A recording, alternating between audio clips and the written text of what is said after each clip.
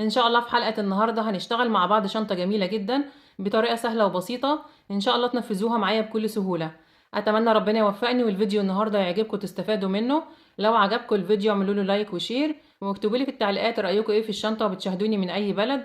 ولو لسه اول مرة بتشوفوني وحابين تتابعوني يسعدني اشتراككم في القناة، فاشتركوا وفعلوا الجرس على الكل عشان يوصلكوا اشعار باي فيديو جديد انا بعمله. ويلا بينا على طول نروح على الشرح ونشوف هنشتغل ازاي.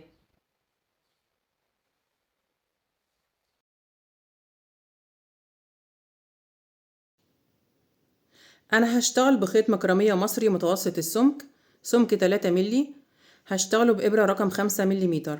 تقدروا تشتغلوا بأي نوع خيط يكون مناسب مع الإبرة المناسبة ليه، وتشتغلوا بنفس الطريقة اللي أنا هشتغل بيها معاكم النهاردة.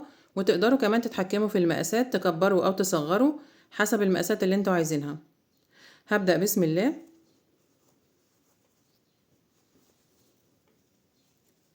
بسيب حوالي 18 سنتي من الخيط وبعمل عقدة البداية، وهشتغل 18 سلسلة وهنشوف مقاسهم كام سنتي.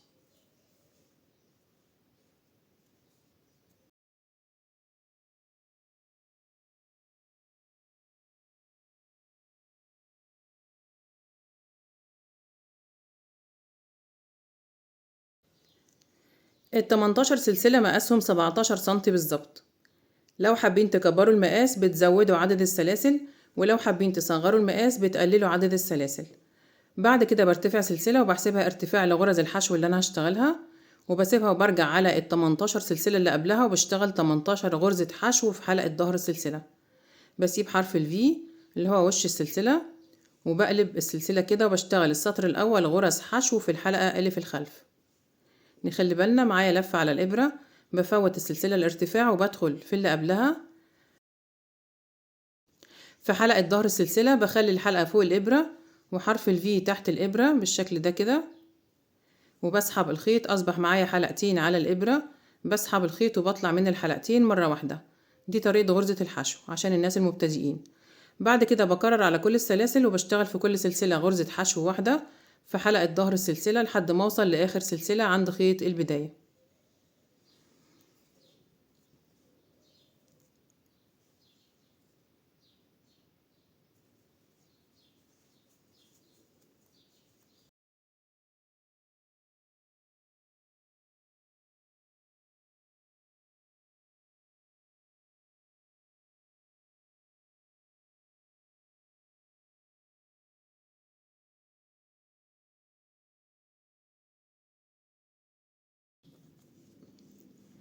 وصلت آخر سلسلة عند خيط البداية هشتغل فيها آخر غرزة حشو وهنضف معايا خيط البداية.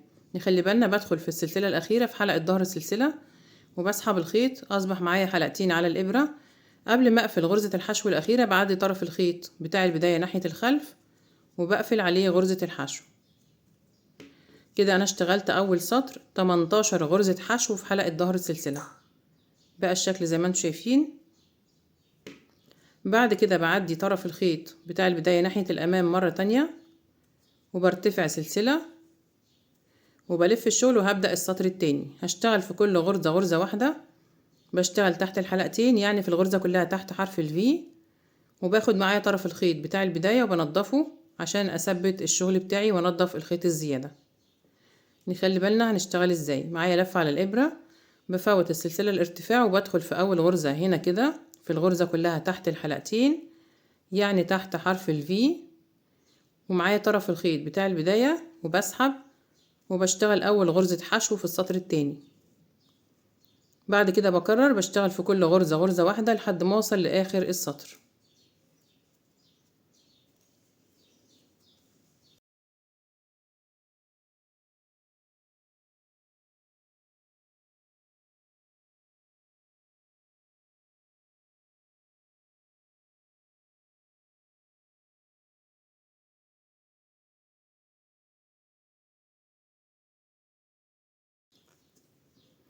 وصلت آخر السطر التاني هشتغل آخر غرزة.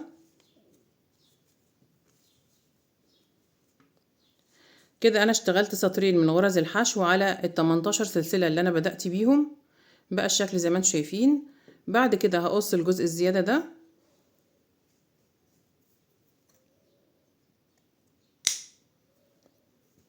انا كده نضفت خيط البداية معايا وثبت الشغل بتاعي.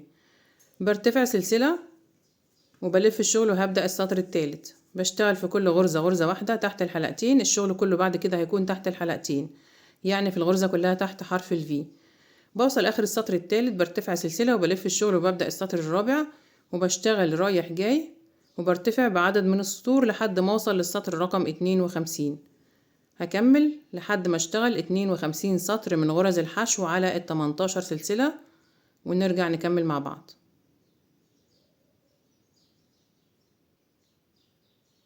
انا كده اشتغلت 52 سطر من غرز الحشو على ال 18 سلسلة اللي انا بدأت بيهم لحد ما وصلت لمقاس 45 سنتي. بقى الشكل زي ما انتم شايفين. هنشوف المقاسات مع بعض. مقاس الطول 45 سنتي بالظبط. زي ما اتفقنا لو حابين تكبروا المقاس بتزودوا عدد السطور وعدد سلاسل البداية. ومقاس العرض زي ما شفنا في البداية 17 سنتي بالظبط. بعد كده هبدأ اشتغل ايد الشنطة. نخلي بالنا هنشتغل ازاي. بعد ما وصلت هنا اخر السطر رقم 52 برتفع 55 سلسلة، وده هيكون طول الايد بتاعة الشنطة. برضو لو حابين تطولوا الايد بتزودوا عدد السلاسل، ولو حابين تصغروا المقاس بتاع ايد الشنطة بتقللوا عدد السلاسل. انا هشتغل 55 سلسلة وهنشوف بعد كده المقاسات كام سنتي.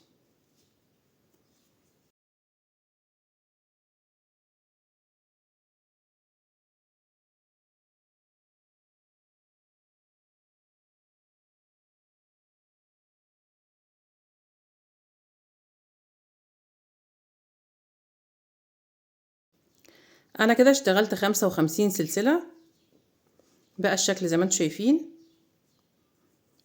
بعد كده برتفع سلسلة برضو وبحسبها ارتفاع لغرز الحشو اللي انا هشتغلها، وبسيبها وبرجع على ال 55 سلسلة وبشتغل غرز حشو لحد ما اوصل عند بداية السطر رقم 53 اللي انا هشتغله وانا رايحة كده. نخلي بالنا هنشتغل ازاي. معايا لفة على الابرة، بفوت السلسلة الارتفاع وبدخل في اللي قبلها، بدخل تحت حرف الفي، بخلي حرف الفي فوق الابرة وبسحب الخيط وبشتغل غرز الحشو.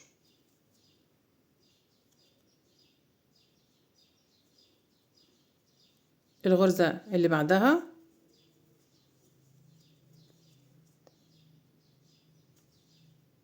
واللي بعدها بكرر بقى بنفس الطريقة. بسيب حلقة ظهر السلسلة وبشتغل غرز الحشو في حرف الفي بتاع السلسلة.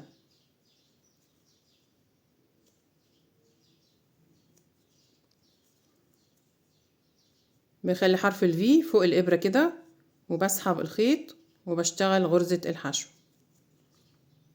هكرر معاكم كمان مرة.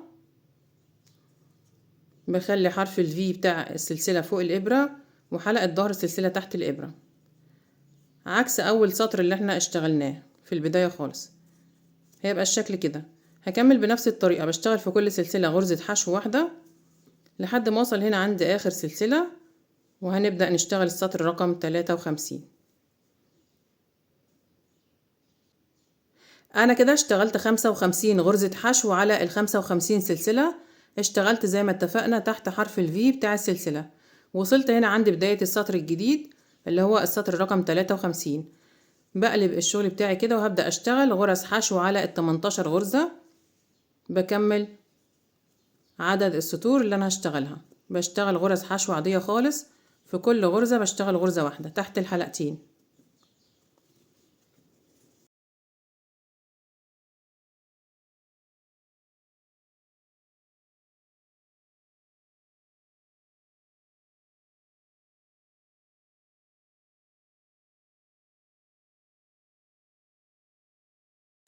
وصلت اخر غرزة في السطر رقم 53.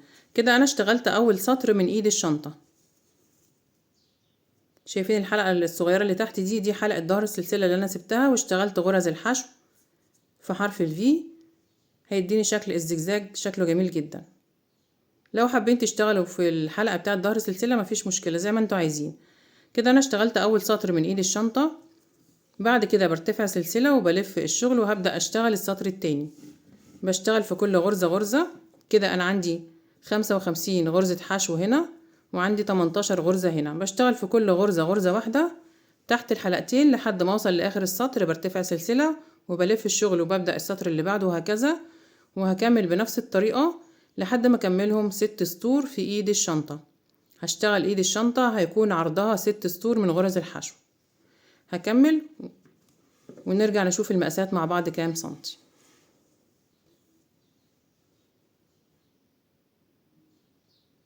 انا كده كملتهم 6 سطور من غرز الحشو في الجزء بتاع ايد الشنطة. بقى الشكل زي ما انتم شايفين. هنشوف المقاسات مع بعض للقطعة كلها اللي احنا اشتغلناها. كده انا اشتغلت هنا 58 سطر من غرز الحشو على ال 18 سلسلة اللي انا بدأت بيهم في البداية. مقاس ال 58 سطر 50 سنتي بالظبط، ومقاس العرض برضو زي ما شفنا في البداية عشان نشوف كل المقاسات 17 سنتي. تمام. بعد كده هنشوف مقاس ايد الشنطة اللي احنا اشتغلناهم الست سطور.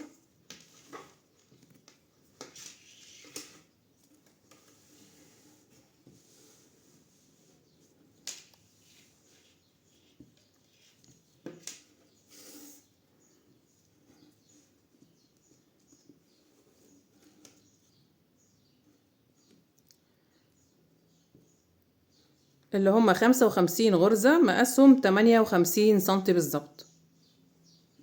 ده هيكون الجزء بتاع ايد الشنطة. يبقى هنا 58 سنتي في الجزء ده زائد 17 سنتي في الجزء ده، بس احنا بنحسب ايد الشنطة الجزء ده كده بس. تمام. كده انا خلصت اول قطعة من الشنطة او اول جزء. بعد كده بقص الخيط وبسيب حوالي 50 سنتي من الخيط عشان الخياطة بتاع جزء الايد ده. بس انا الشلة خلصت معايا او الخيط خلص، فاضل حوالي مترين من الخيط.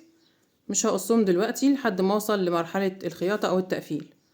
بسحبهم كده من الحلقة اللي على الابرة عشان اثبت الشغل بتاعي وما يفكش مني لحد ما اجي اخيط الجزء ده كده في الشنطة.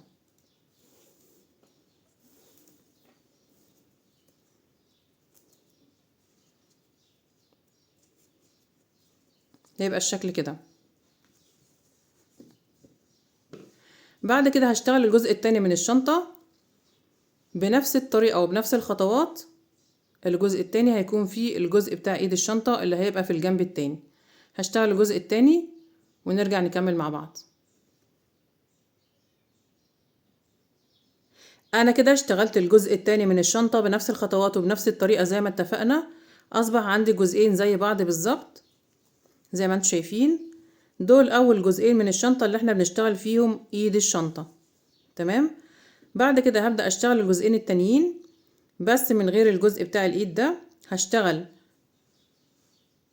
18 سلسلة في البداية زائد سلسلة ارتفاع، وبعد كده بفوت السلسلة الارتفاع وبرتفع على ال 18 سلسلة ب 58 سطر من غرز الحشو اللي هو الجزء ده كده من غير الجزء بتاع ايد الشنطة. يبقى انا كده هشتغل 4 اجزاء للشنطة، جزئين بشتغل فيهم الايد والجزئين التانيين ما بشتغلش فيهم الايد. هشتغل الجزئين التانيين ونرجع برضو نشوف المقاسات مع بعض كام سنتي. انا كده اشتغلت الجزئين التانيين زي ما اتفقنا. دول اول جزئين ودول تاني جزئين، الجزء التالت والجزء الرابع. بدأت ب 18 سلسلة وارتفعت عليهم 58 سطر من غرز الحشو. 18 سلسلة زائد سلسلة ارتفاع زي ما اتفقنا. بقى الشكل زي ما انتم شايفين كده. انا اشتغلت الجزء التالت والرابع من غير الايد بنفس الخطوات وبنفس الطريقة. مقاس الطول 50 سنتي بالظبط، ومقاس العرض 17 سنتي. نفس المقاسات بتاعة الجزء الأول والجزء التاني، نفس المقاسات. كده أنا اشتغلت الأربع أجزاء بتوع الشنطة. بعد كده هبدأ أشبك الأجزاء مع بعضها. هشبك بغرزة منزلقة بإبرة رقم 5.5. هزود مقاس الإبرة شوية عشان غرزة المنزلقة ما تبقاش مشدودة وتلم الشغل معايا. نخلي بالنا. هرفع بس الكاميرا شوية.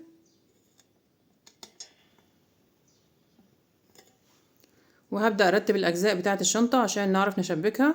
هسيب لكم في اخر الفيديو صورة لرسم بياني لطريقة ترتيب الاجزاء بتاعة الشنطة عشان التشبيك.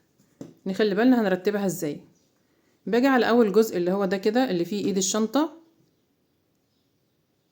بخليه كده. نخلي بالنا عشان بس الكادر مش جايب كل المقاسات. ده الجزء الاول بخليه كده تمام. بجيب الجزء التاني اللي هو فيه ايد الشنطة برضو اهو، ده هيكون وش الشغل بتاعي. بلفه بقلبه بخليه كده. يبقى انا كده الجزئين بتوع ايد الشنطة بخليهم عكس بعض، بس طبعا بتبقى الاطراف عند بعضها بالشكل ده كده. ده في ايد الشنطة والجزء ده في ايد الشنطة، هيبقى كده. بعد كده بجيب الجزئين التالت والرابع. ده الجزء التالت اللي هو مفيهوش ايد الشنطة، بحطه كده.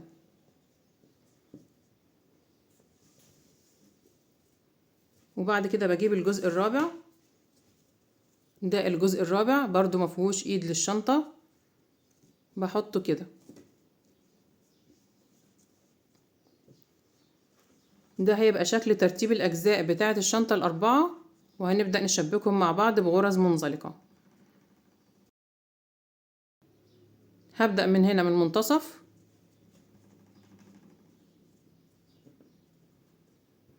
هبدأ من المنتصف من هنا كده. هشبك الجزئين دول مع بعض، الجزء ده والجزء ده هشبك كده.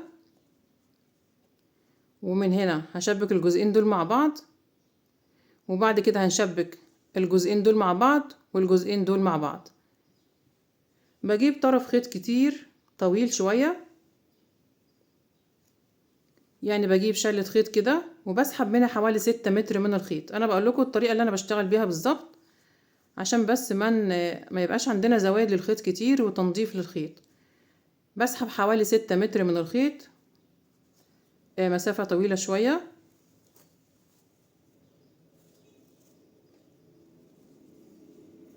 وبقسمها على 2، بمسك كده وبقسم على 2.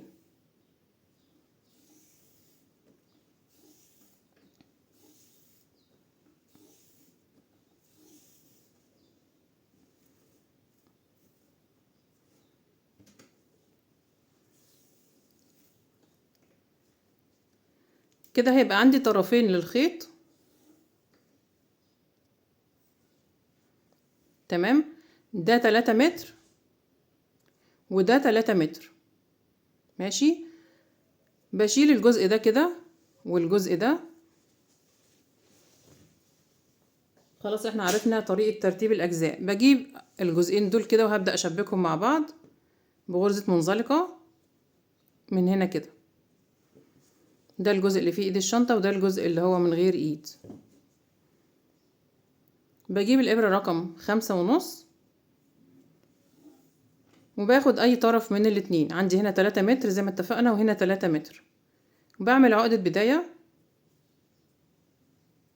وببدأ أحط الجنبين على بعض كده. بحط ده على ده وببدأ أشبك. هنا عندي 18 غرزة اللي هما غرز البداية، دي سلسلة البداية. وهنا قصادهم 18 سطر بشبكهم. بشبك كل غرزة من هنا مع سطر من هنا. بشبك من هنا تحت الحلقتين تحت حرف الفي، وهنا في السطور المقابلة ليها.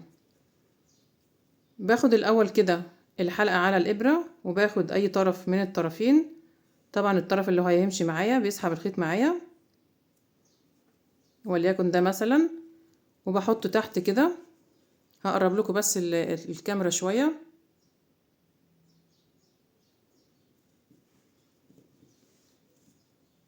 معايا الحلقة على الإبرة، بدخل هنا في أول غرزة تحت حرف الفي تحت الحلقتين، وأول سطر تحت اللي هو برضو هنا كده.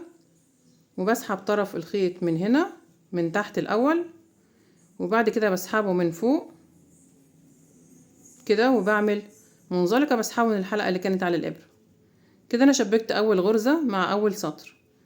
معايا بقى طرف الخيط اللي انا بخيط بيه معايا في ايدي الشمال بحطه تحت كده، ايدي تحت، وبدخل في الغرزة التانية. دي سلسلة البداية بتاعة الجزء ده، تحت حرف الفي تحت الحلقتين، وبدخل في السطر التاني هنا، وطرف الخيط تحت في ايدي الشمال بسحبه من الجزء اللي تحت، وبعد كده بسحبه من الغرزة اللي فوق في الجزء التاني من تحت حرف الفي، وبعد كده بسحب من الحلقة اللي كانت على الإبرة، يعني بعمل منزلقة. وهكرر بقى بنفس الطريقة على كل الغرز والسطور. الغرزة التالتة تحت حرف الفي مع السطر التالت هنا، وبسحب الخيط من تحت اللي انا ماسكاه بايدي الشمال، وبعد كده بطلع من الغرزة اللي فوق، وبعد كده بعمل منزلقة. يبقى انا الاول بحط القطعتين على بعض يعني فوق بعض، وبشبك. دي الغرزة الرابعة، دخلت تحت حرف الفي مع السطر الرابع تحت، وبسحب الخيط من ايدي الشمال، بعد كده بسحبه من الغرزة اللي فوق من تحت حرف الفي، وبسحبه من الحلقة اللي على الإبرة. هكمل بقى بنفس الطريقة.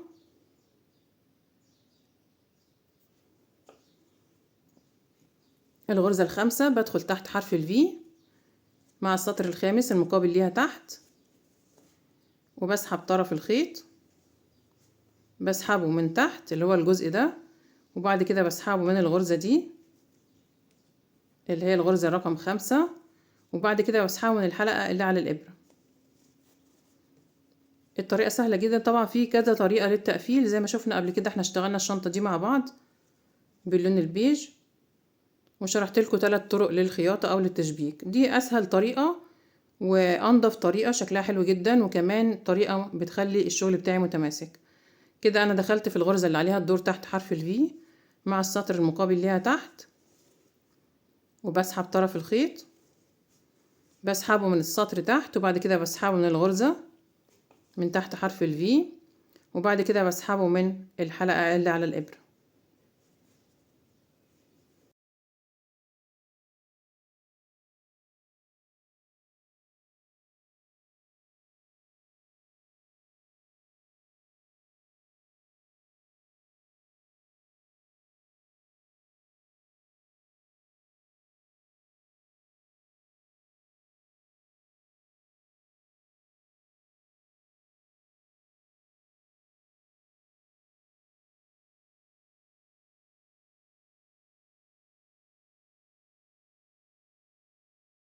كده انا شبكت 18 غرزة في القطعة دي مع 18 سطر في القطعة التانية بغرزة منزلقة. بقى الشكل زي ما انتم شايفين شكلها جميل جدا ومتماسكة جدا. بعد كده بضم الجنبين دول على بعض، وببدأ اشبك برضو بنفس الطريقة.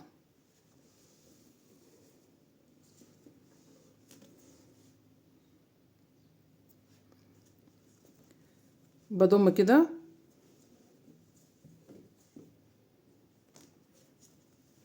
وهشبك السطر اللي هنا مع السطر المقابل ليه،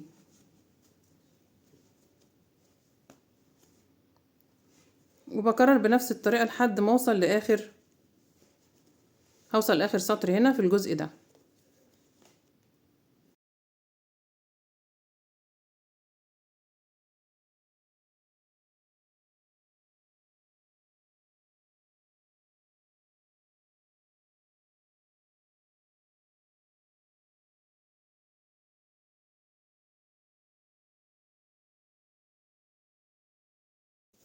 هيبقى الشكل كده.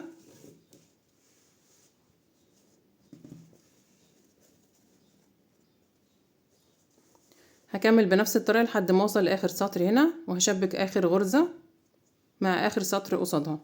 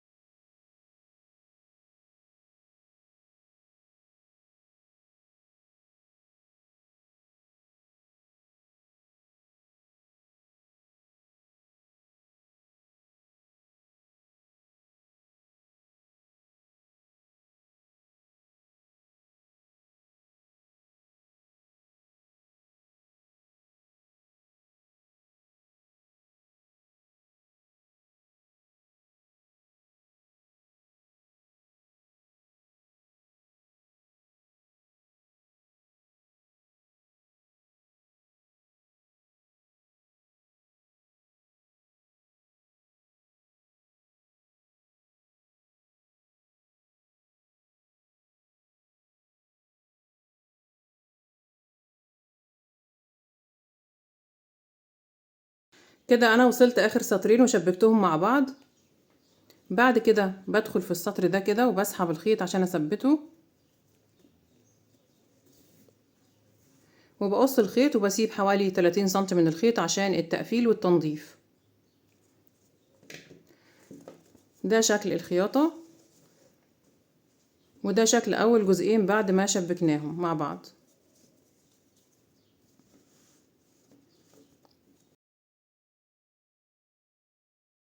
كده انا شبكت اول جزئين مع بعض بطرف الخيط اللي هو ال6 متر اللي احنا سبناهم في البداية. شبكت بطرف منهم وسبت الطرف التاني هشبك بيه الجزئين التانيين. بعد كده بجيب الجزئين التانيين وهشبكهم برضو بنفس الطريقة منفصلين، هشبكهم منفصلين زي دول كده بالظبط. برضو بجيب 6 متر من الخيط وبظبط الجزئين مع بعض زي ما كنا عاملينهم في البداية. الترتيب بتاعهم هيبقى كده.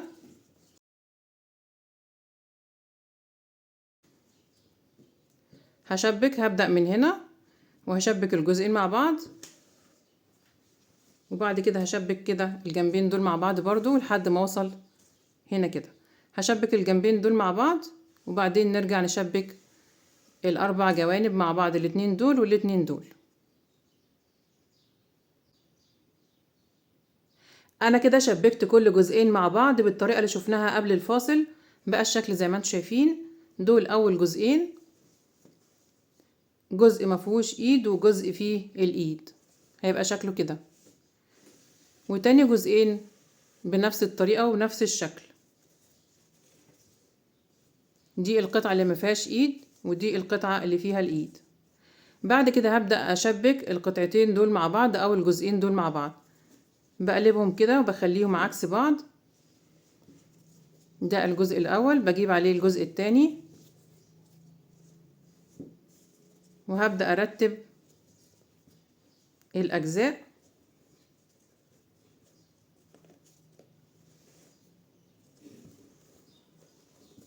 نخلي بالنا من الرسم البياني اللي احنا هنشوفه في اخر الفيديو عشان نشبك صح.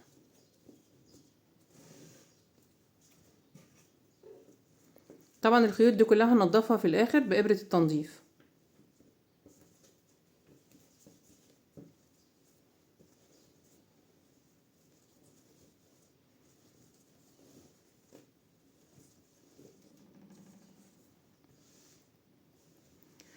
برجع بقى لطرفين الخيط اللي انا سبتهم دول 3 متر. نخلي بالنا هنزود الخيط، نخلي 4 متر مثلا او 5 متر عشان الخيط ما يقصرش معانا.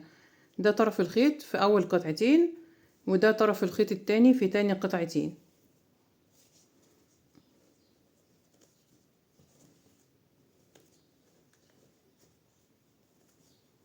هشبك كده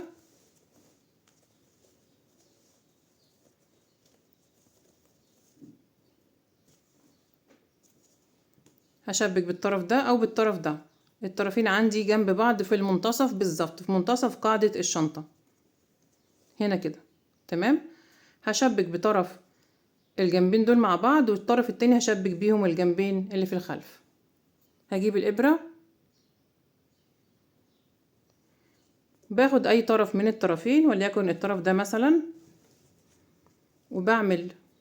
بمسك بايدي الشمال كده وبدخل هنا كده في اول غرزة من ال18 غرزة اللي في القطعة دي اللي انا هبدأ فيها التشبيك.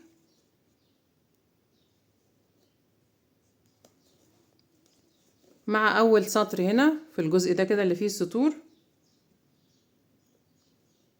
اللي انا بدأت منه التشبيك هنا في اول غرزة،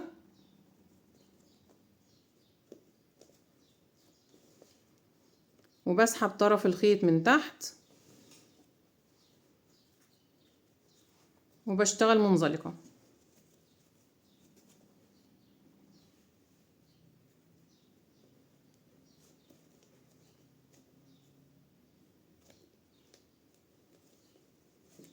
اول غرزة بتبقى ضيقة شوية كده. انا سحبت الخيط من هنا، بسحبه من هنا كمان، وبعد كده بسحبه من الحلقة اللي على الإبرة، بعمل منزلقة. بروح على الغرزة التانية هنا في 18 غرزة من تحت حرف الفي مع السطر التاني هنا، وبشبك برضو بمنزلقة بنفس الطريقة بالظبط اللي شبكنا بيها الأجزاء الأولى. بس أنا كده هجمع الأربع أجزاء مع بعض عشان أكون الشنطة بتاعتي. الغرزة التالتة مع السطر التالت، الغرزة الرابعة تحت حرف الفي مع السطر الرابع،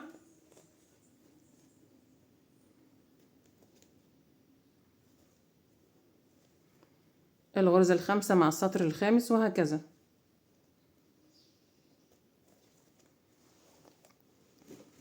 هكمل كده بنفس الطريقة، بشبك 18 غرزة قصاد 18 سطر، وبعد كده بلف على الجنبين دول وبشبك بنفس الطريقة لحد ما اوصل لاخر سطر هنا.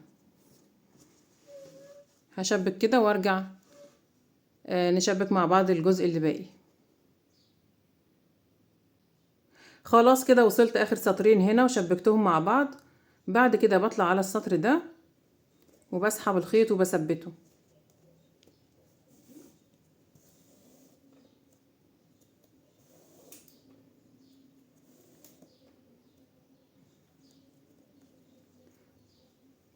كل الخيوط الزيادة دي زي ما اتفقنا هننضفها بإبرة التنظيف.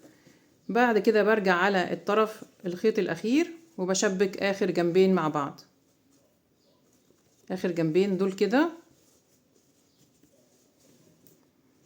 بشبك بنفس الطريقة. عندي طرف الخيط بخليه جوه عشان أنا بسحب من تحت، وبخلي 18 غرزة دول فوق كده على 18 سطر، وبشبك بمنزلقة بنفس الطريقة. وبعد كده بروح على الجنب التاني الأخير وبشبك بنفس الطريقة. هخلص تشبيك الجنب الأخير ونرجع نشوف الشكل عامل ازاي. خلاص كده شبكت الجنب الرابع والأخير وثبت الخيط. هبدأ أدخل كل أطراف الخيوط دي جوه الشنطة.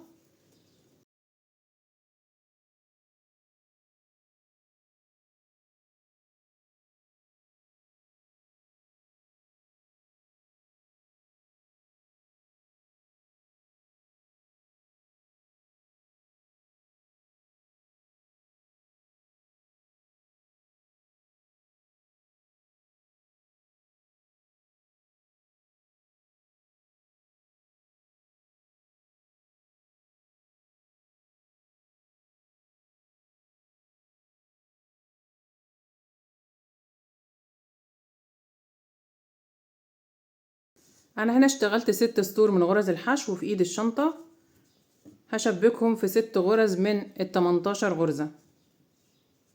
هشبك كده بإبرة التنظيف، بشبك في كل غرزة مرتين عشان أثبت الشغل بتاعي. بدخل هنا تحت حرف الفي، وهنا مع أول سطر،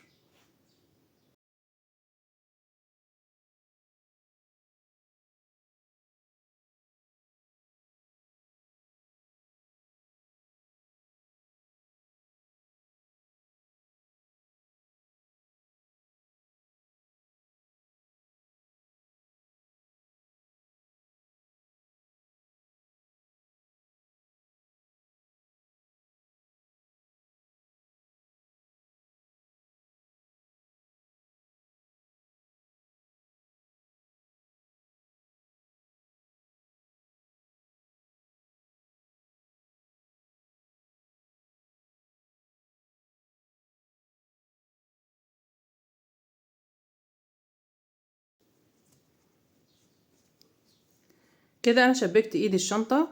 بدخل الخيط جوه وبنضفه تحت غرز الحشو بإبرة التنظيف، وبقص الجزء الزيادة.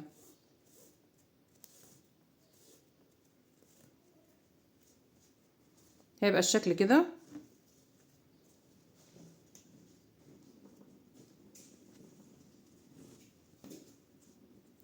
بعد كده بقلب الجنب التاني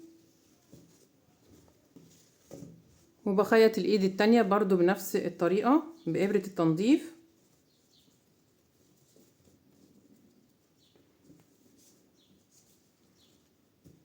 هنا كده.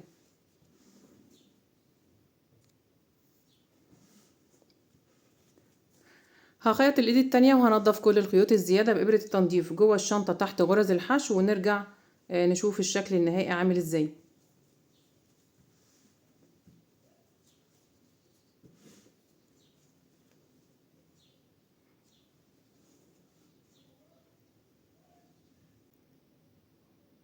انا كده خلاص قفلت الشنطة كلها ونضفت كل الخيوط الزيادة، وده الشكل النهائي للشنطة. شكلها جميل جدا زي ما انتم شايفين.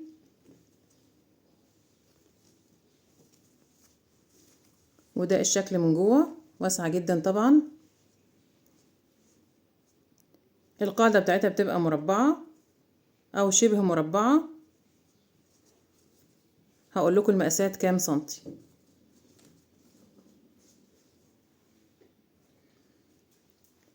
مقاس ارتفاع الشنطة من هنا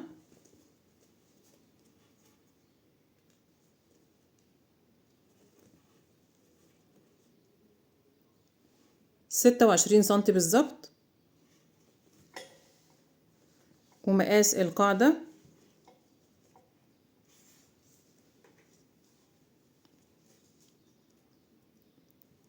30 سنتي. ومن هنا من الجنب التاني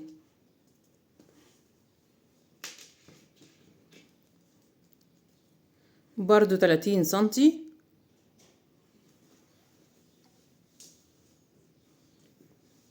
دي كده مقاسات الشنطة بتاعتنا، شكلها جميل جدا.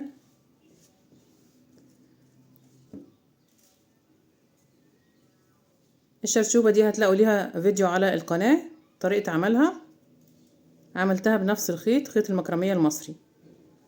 بحطها في اي جنب من الجنبين.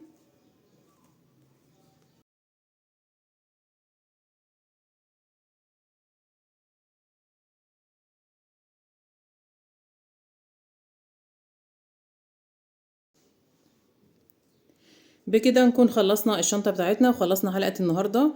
اتمنى يا رب يكون الفيديو عجبكم، تكونوا استفدتوا منه. لو عجبكم الفيديو اعملوا له لايك وشير، واكتبوا لي في التعليقات رأيكم ايه في الشنطة وبتشاهدوني من اي بلد. ولو لسه ما اشتركتوش في القناة اشتركوا وفعلوا الجرس على الكل عشان يوصلكم اشعار باي فيديو جديد انا بعمله. وان شاء الله نتقابل في فيديو جديد، وشكرا ليكم والسلام عليكم ورحمة الله وبركاته.